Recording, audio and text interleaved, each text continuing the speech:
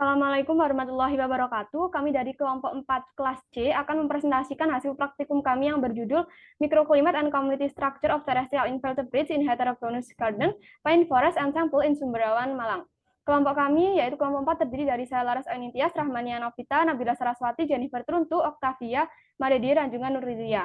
Next slide.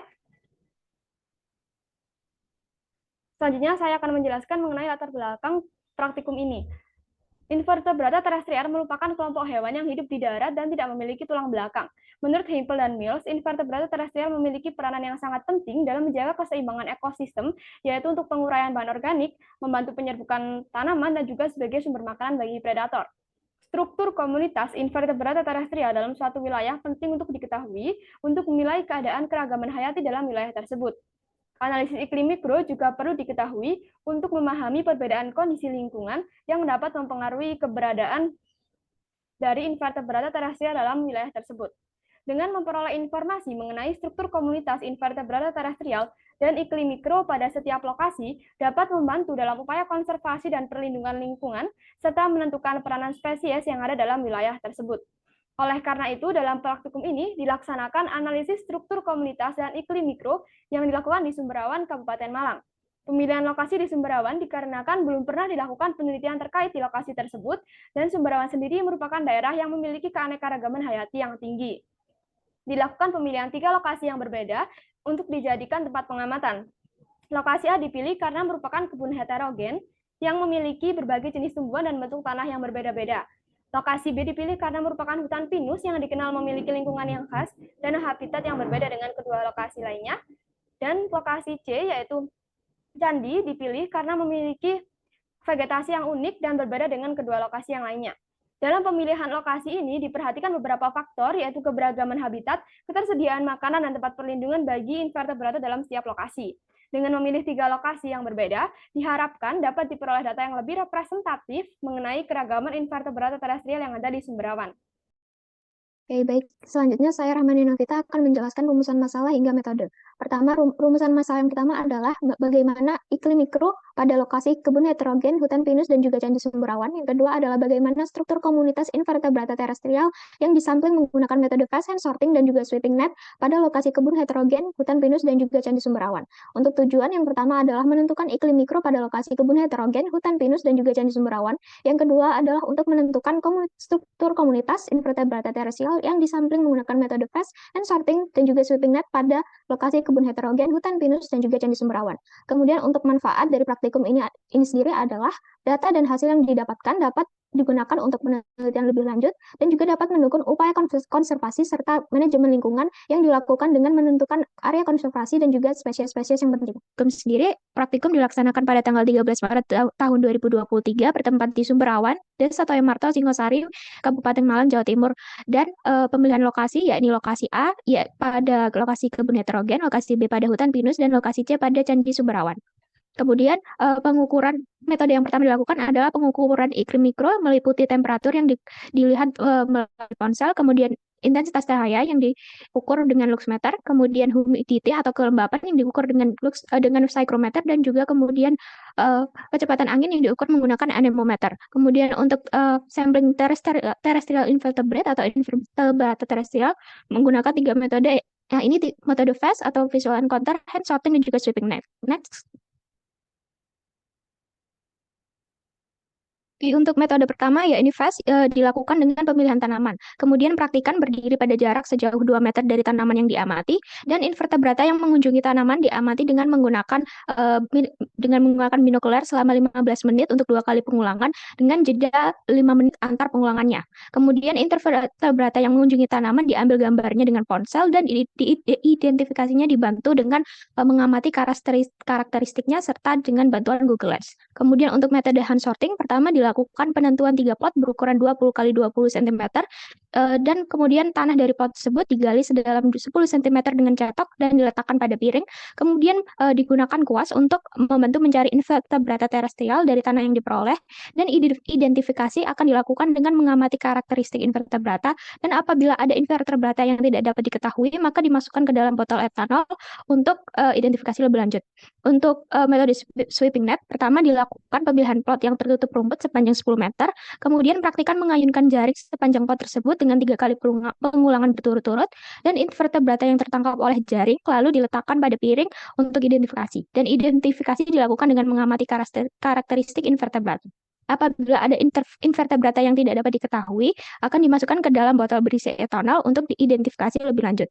Dan untuk analisis data, analisis yang dilakukan adalah analisis kelimpahan relatif, frekuensi relatif, indeks nilai penting, dan juga indeks keberagaman Shannon-Wiener yang dianalisis menggunakan Microsoft Excel. Okay, next.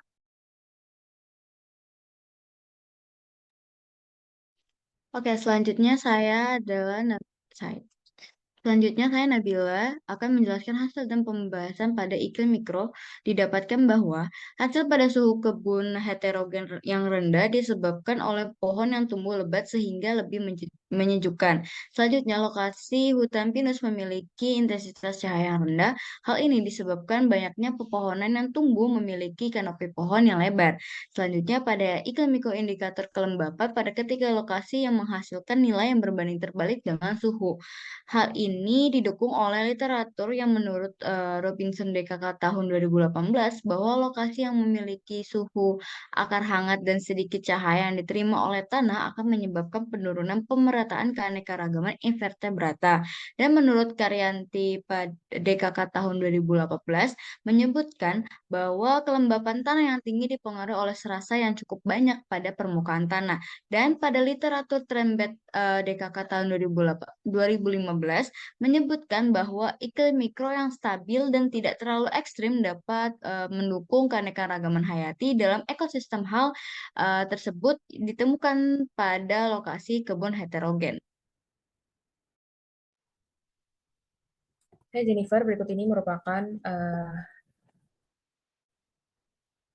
hasil analisis profil dan peran invertebrata darat dengan metode visual encounter system yang digunakan untuk mengamati hewan yang singgah pada tanaman tertentu. Kelimpahan dan diversitas taksa lokasi hutan pinus merupakan yang tertinggi karena pada lokasi ini merupakan lokasi dengan invertebrata darat yang paling beragam seperti yang dapat dilihat pada gambar 2. Taksa dengan INP tertinggi pada hutan heterogen adalah Formicida hitam. Semut biasanya ditemukan dalam jumlah yang lebih banyak di hutan heterogen karena lingkungan hutan yang berbeda-beda memberikan banyak sumber makanan dan tempat tinggal yang beragam untuk spesies tersebut. Hutan heterogen memiliki banyak variasi vegetasi, struktur, dan mikrohabitat yang berbeda yang memberikan berbagai jenis sumber daya seperti sumber air, tempat berlindung, tempat bersarang, dan makanan. Lalu taksa dengan INP tertinggi pada hutan heterogen adalah Diptera hitam. Nyamuk biasanya ditemukan dalam jumlah yang lebih banyak di hutan pinus karena spesies ini cenderung menyukai lingkungan yang tertutup seperti yang sering ditemukan pada hutan pinus. Kemudian taksa dengan INP tertinggi pada lokasi di dekat candi adalah Vespidae. Vespidae sering ditemukan di dekat candi karena kondisi sekitar candi yang relatif tenang dan aman juga membuat tempat bertelur yang baik bagi beberapa spesies serangga seperti semut. Kemudian pada lokasi hutan heterogen, predator mendominasi karena di sana suhunya sekitar 25-30 derajat Celcius yang cocok untuk pertumbuhan Formicidae. Sementara di hutan pinus yang mendominasi adalah herbivora karena pada hutan pinus cuacanya temperaturnya 20-25 derajat Celcius yang cocok untuk pertumbuhan Diptera.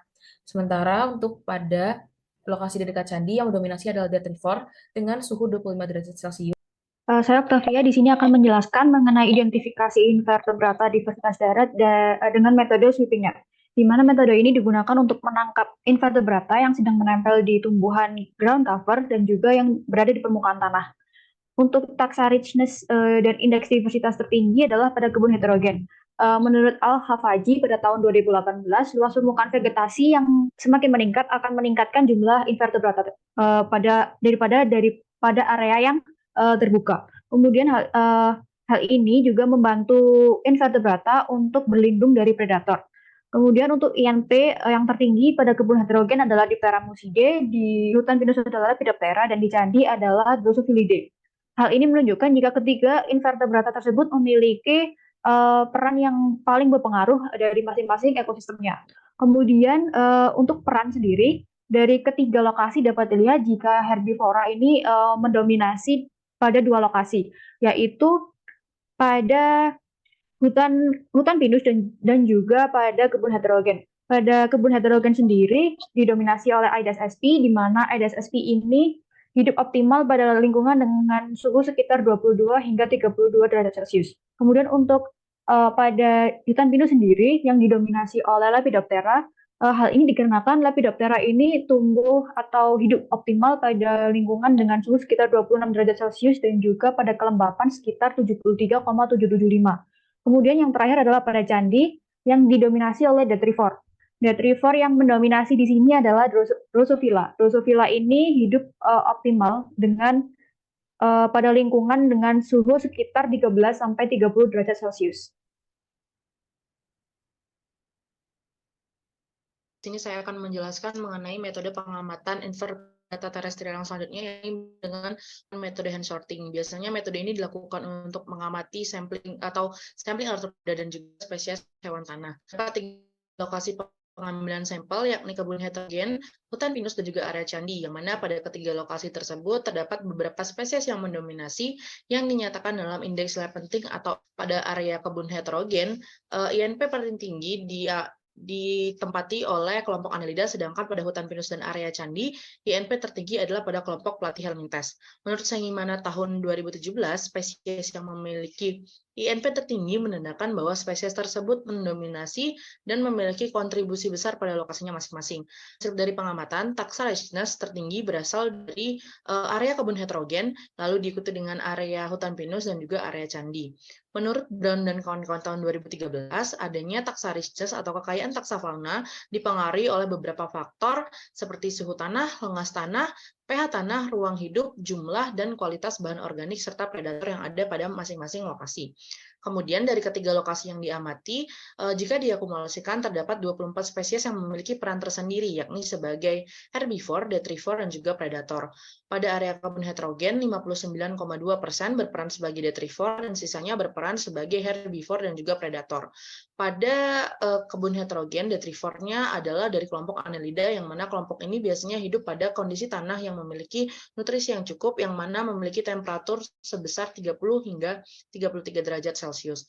Kemudian berbeda dengan hutan pinus, area hutan pinus 81,5%-nya berperan sebagai herbivore dan sisanya hanya berperan sebagai detrivore, yang mana pada area hutan pinus ini tidak terdapat adanya predator, yang menyebabkan area hutan pinus tidak memiliki keseimbangan ekosistem karena tidak ada yang memangsa herbivore, sehingga jumlah herbivore sangat besar, yakni sebanyak 41,5%. Pada area candi terdapat 42,2% yang berperan sebagai predator dan sisanya berperan sebagai herbivore dan juga sebagai detrivore. Pada area candi ini predator yang ditemukan adalah dari kelompok Oligochaeta. Dari ketiga lokasi yang berbeda ini terdapat beberapa peran yang sama, yakni sebagai detrivore, yang mana detrivore ini adalah organisme pengurai yang banyak ditemukan pada serasa sampah organik, yang pada ketiga lokasi diketahui bahwasannya serasa sampah organik tersebut ada sehingga detrivore mudah ditemukan. Baik, selanjutnya merupakan kesimpulan dari yang praktikum yang telah kita lakukan, di mana iklim mikro pada lokasi kebun heterogen lebih dinamis dan mendukung keanekaragaman hayati yang tinggi dibandingkan dengan lokasi hutan pinus dan juga area candi. Lokasi hutan pinus memiliki kelimpahan dan juga keanekaragaman invertebrata darat tertinggi jika dibandingkan dengan lokasi kebun heterogen dan juga area candi, di mana Diptera muscidae, Lepidoptera, dan juga Drosophilidae merupakan taxa invertebrata darat yang paling melimpah di lokasi kebun heterogen, hutan pinus, dan area candi secara berturut-turut. Selanjutnya, Diptera muscidae paling melimpah di kebun heterogen adalah herbivore. Lepidoptera yang paling melimpah di hutan pinus karena bersifat herbivore dan memiliki mikrohabitat yang optimal. Selanjutnya, Drosophilidae merupakan invertebrata darat yang paling melimpah di area candi dikarenakan suhu candi optimal bagi pertumbuhan Drosophilidae. Bisa di next.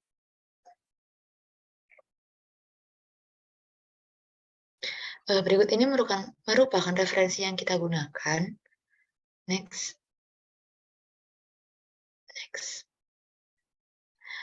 Baik, berikut presentasi dari kami. Mohon maaf apabila ada salah kata. Wassalamualaikum warahmatullahi wabarakatuh.